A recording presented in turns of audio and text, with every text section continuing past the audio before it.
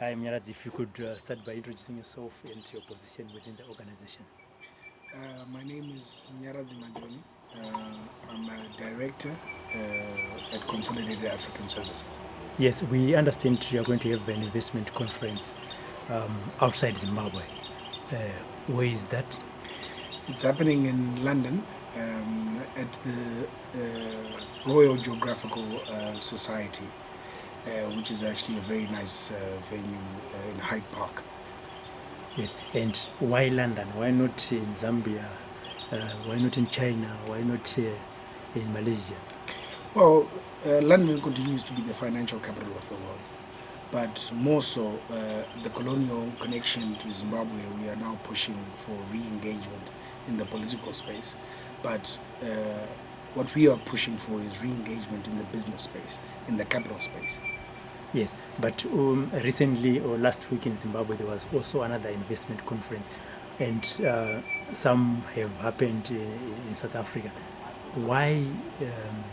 What's different? Is it, or what investors are they going to get from the one that is going to happen in London? I think first and foremost we have to talk about what conferencing is about. And the issue is once the president made the statement that Zimbabwe is open for business, there is now a natural position that we now need to talk about what level of business are we talking about, what level of engagement or investment are we talking about. So there are many talk shows or conferences that are happening. Mining is an annual calendar in Cape Town.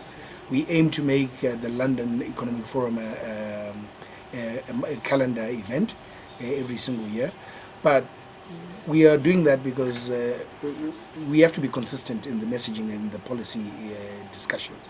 They cannot just be one conference that encompasses the whole investment platform of Zimbabwe. There are many platforms to engage for business. And who is invited to this conference? Well, we have done this conference with the Office of the President and Cabinet. They have put in a ministerial delegation that is supposed to attend London. There were 6 ministers that were invited. We are still to get the final guest list, but we can definitely tell you for sure that the Deputy Minister of Finance will be attending as the key note addresser of the conference. The Minister of Mines has also tentatively put in his confirmation. There are 2 or 3 other ministers that will be on the waiting list. As you've said, there are many conferences happening at the same time and around the country. So I think there is a CEO conference that is happening in Vic Falls. So there might be a clash of dates, but various government delegations or individuals will be at the London conference. Obviously, investors would want to come to Zimbabwe, and one of the issues that they will be asking about is in terms of security. What guarantees did you have or did you get from the government that any investor that is going to come and invest in Zimbabwe, their investment is secure? Well, the issue of investment security is now enshrined in all sorts of regulations and documents.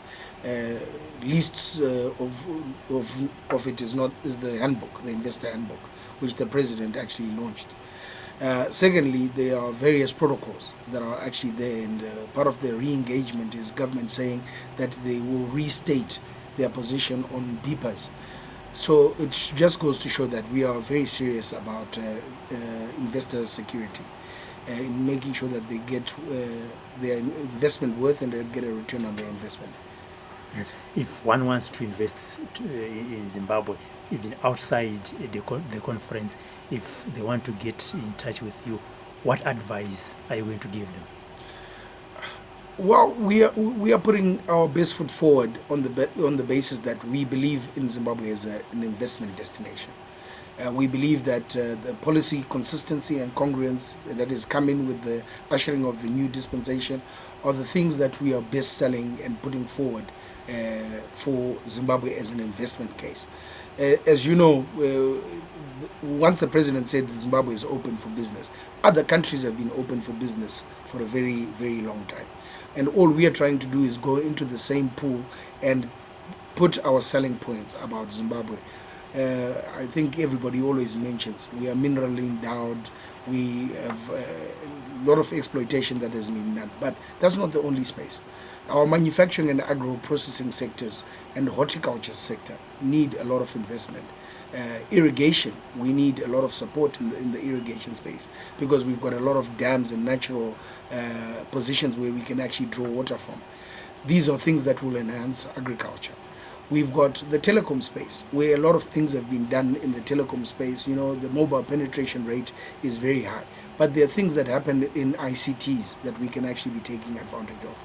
So when we are saying Zimbabwe is open for business, we are actually saying that in every other subsector that is out there, we are going to be talking about it. Tourism is a natural growth area. We need to talk about it. We have airports being built, which is talking to infrastructure. And all these things come and enhance the services that are investment. I would like you to have another conference, not in London, but in of the regions in the world. Well, if London is the success that we hope it is going to be, our natural next step is going to be New York. Because what we are doing is we are actually just going into the international capital market.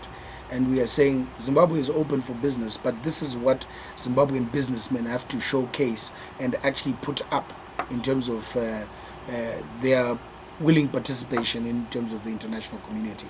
So one of the key speakers on the agro-processing sector, for example, Mr.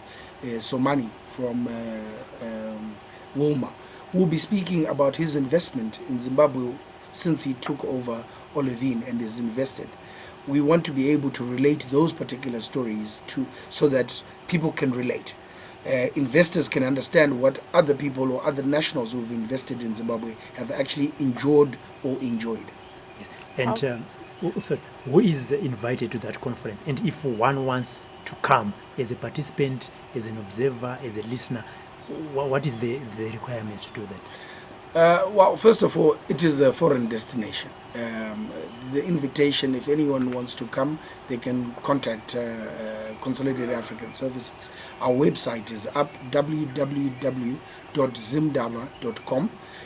On that particular website, you'll be able to put your notification in, and your invitation will be duly sent.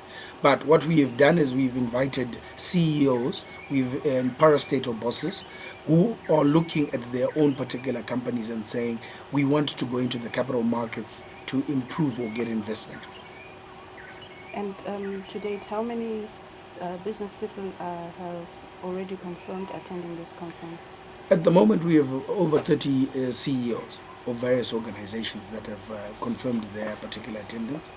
The government is still finalizing its listing, but I'm sure it's in excess of 20 people in different policy sections of government, because I think we've got 6 line ministries that are involved. So if we are taking an average of 3 people per line ministry, you're talking about 18 people already. Just a brief background of CARS. Well, CARS was formed from a London base. Our CEO, Nick Holm, has experience in conferencing in a big way. He used to head the Commonwealth Business Council. And so when he saw the Reengagement opportunity, he then said, well, we need an arm of CARS in Zimbabwe. So with the arm of CARS in Zimbabwe that he's chosen is people that have actually got business experience in the conferencing sector, but also business experience in investing in Zimbabwe.